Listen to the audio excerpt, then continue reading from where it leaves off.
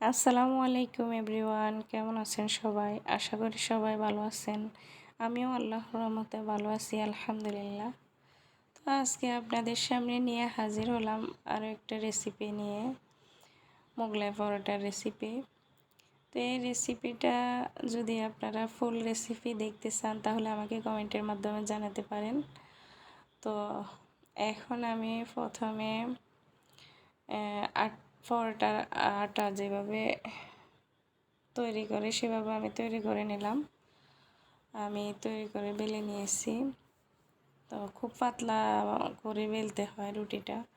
তো আমি কাঁচামরিচ আর শুধু পেঁয়াজ কুচি দিয়ে ডিমটা মেখে নিয়েছি, নিয়ে আমি রুটির মধ্যে দিয়ে ভাঁজ করে নিয়েছি।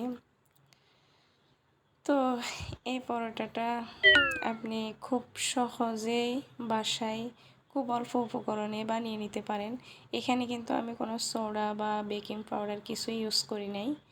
খুব স্বাস্থ্যকর, হেলদি, এত মজাদার, এত টেস্টি খেতে এটা। একবার যদি বাসায় বানিয়ে খেয়ে দেখেন তাহলে কখনোই আর হোটেলে গিয়ে এই মোগলাই পরোটাটা খেতেই চাইবেন না। একবার ট্রাই করে দেখতে পারেন আমার মতো করে, ইনশাআল্লাহ আপনাদেরও অনেক ভালো লাগবে।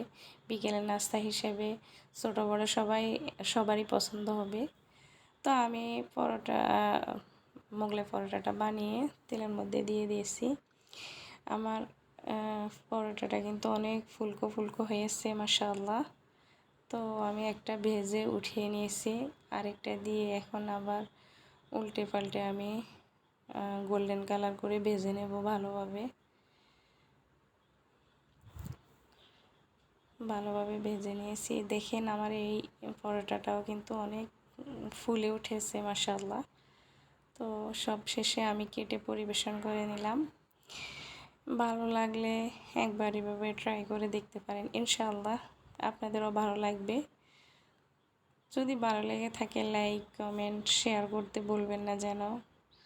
ভালো থাকবেন সবাই, সুস্থ সুন্দর থাকবেন। আল্লাহ হাফেজ।